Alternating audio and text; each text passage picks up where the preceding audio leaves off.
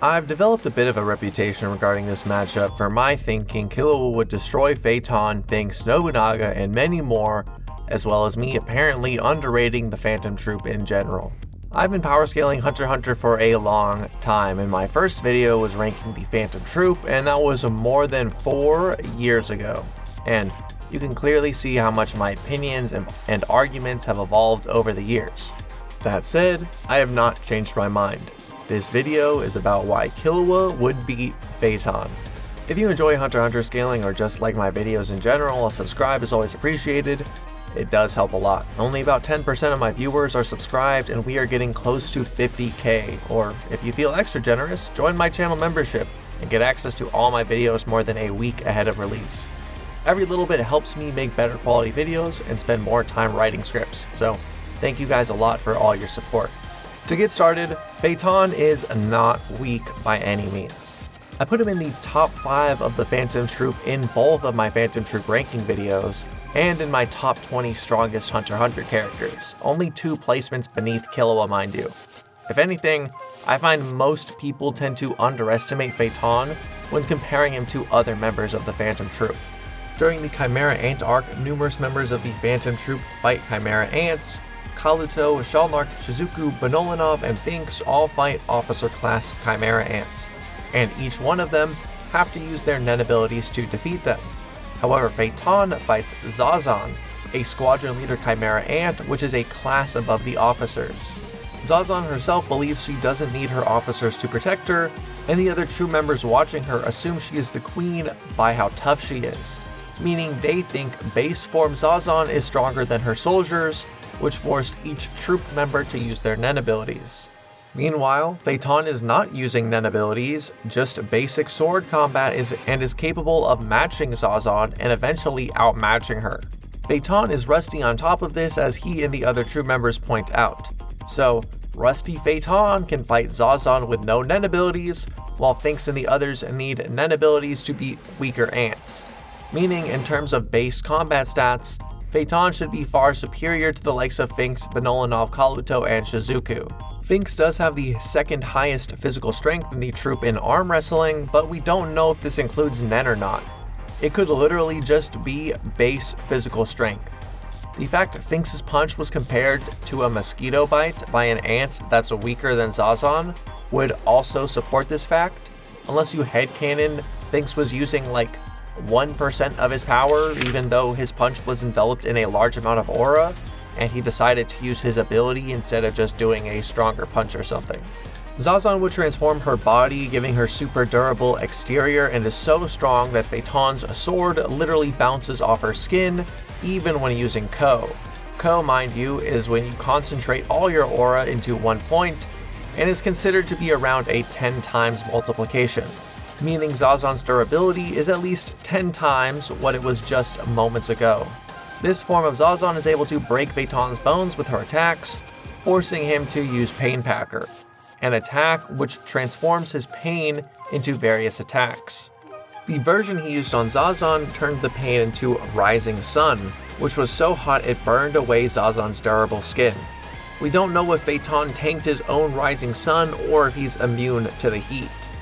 Just before using Pain Packer, he conjured some armor, meaning he probably needed the armor to protect himself from his own heat, and the armor instantly disappears as soon as the sun burns out, so we don't know if he can summon the armor at will or if it's just part of Rising Sun. Feitan says the Rising Sun wasn't even that hot compared to some he's used in the past, yet it was enough to destroy Zazan and make all the other troop members run away for fear of their lives. So Feitan isn't weak, but I do need to be clear. This is as far as Feitan's scaling goes. He's never stated or implied to be the fastest in the Phantom Troop, and being in the Phantom Troop doesn't instantly make you a god tier fighter. He fought base Zazan physically and needed his Nen ability to take down her full power. Now we can go over Killua.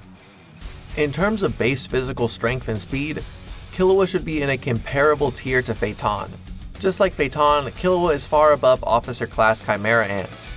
Ramat, Ikalgo, and the Ortho siblings all got one-shot and beheaded by Killua's barehanded attacks. He's also probably physically stronger than base Gon, seeing as Melioran was more scared of Killua even though he didn't know their abilities yet, and actually compared Killua to squadron leader level. Gon was able to defeat Officer Ants with basic punches, even when he's holding back to not kill them.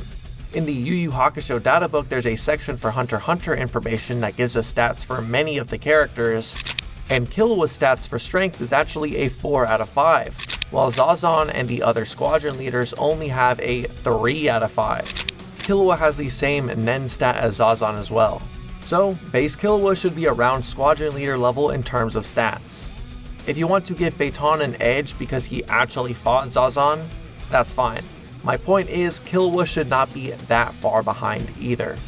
On top of his high stats, Killua has been trained by the most skilled assassins in the entire world. The Zoldycks are universally accepted as the top of the top when it comes to assassination for the last 100 plus years. Killua has been trained since birth and is regarded as possibly the greatest talent in the family's history. On top of that, Killua was trained by Bisky in Kung Fu, specifically the same school of Kung Fu which Netero was the Grand Master of. His strikes are so unbelievably precise, another martial artist thought it was a superhuman feat. He also wields extremely heavy yo-yos which he used to get the better of Bara in combat. While we can assume Feitan is skilled in combat, that's all we can do. Assume. We don't know how good Feitan actually is at martial arts or swordsmanship.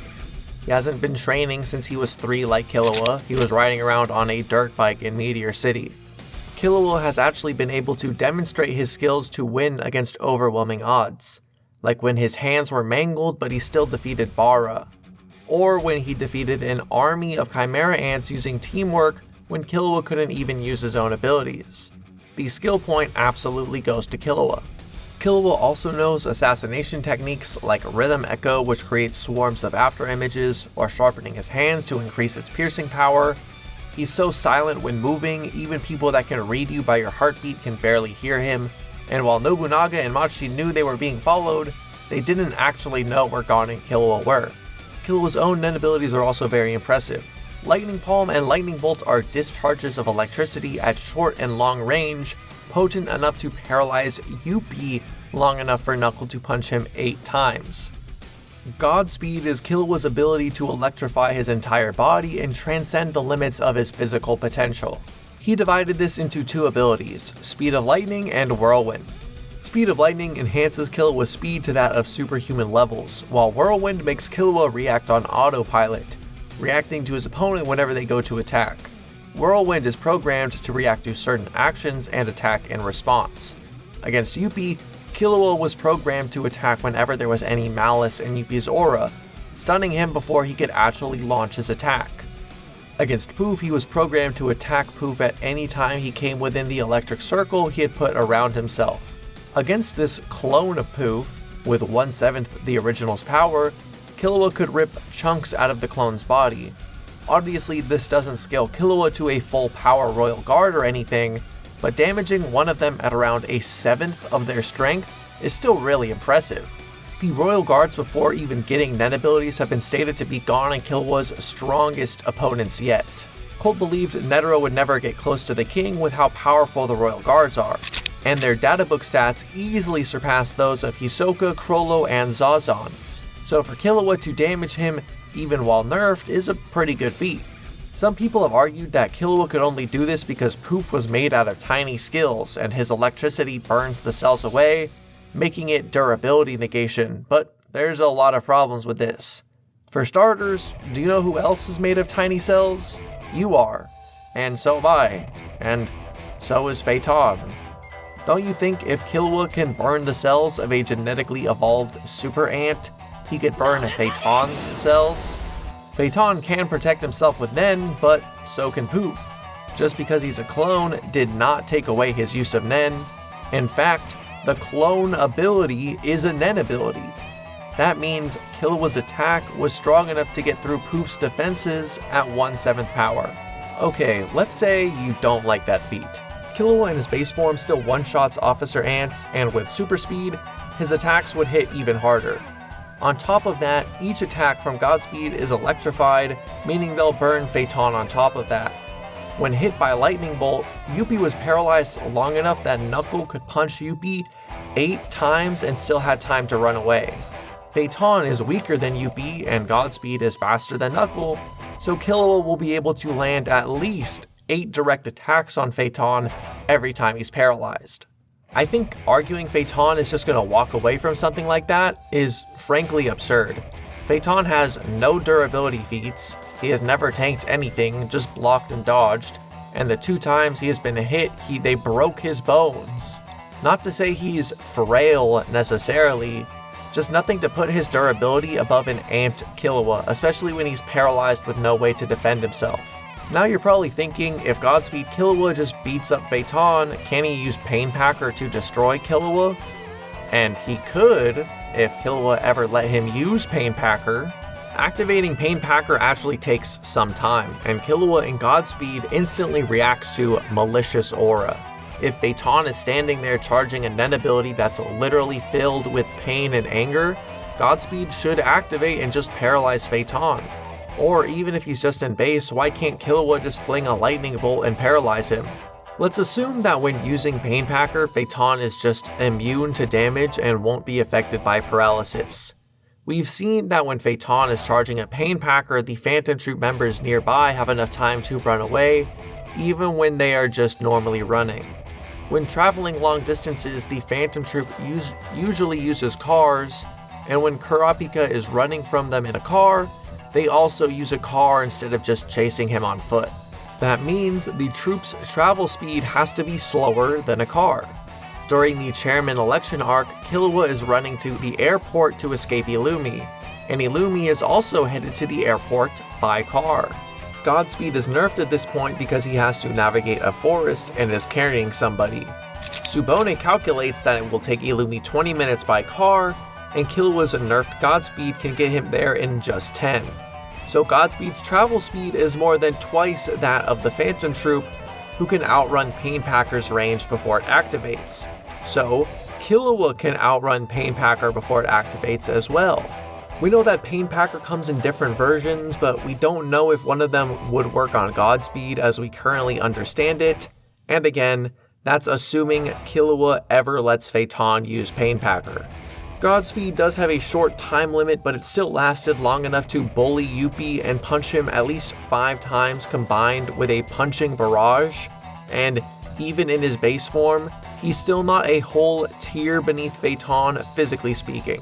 Feitan will be messed up after a beating from Godspeed, then fall victim to Killua's superior hand-to-hand skill, assassination techniques, and electric Nen abilities. Killua wins.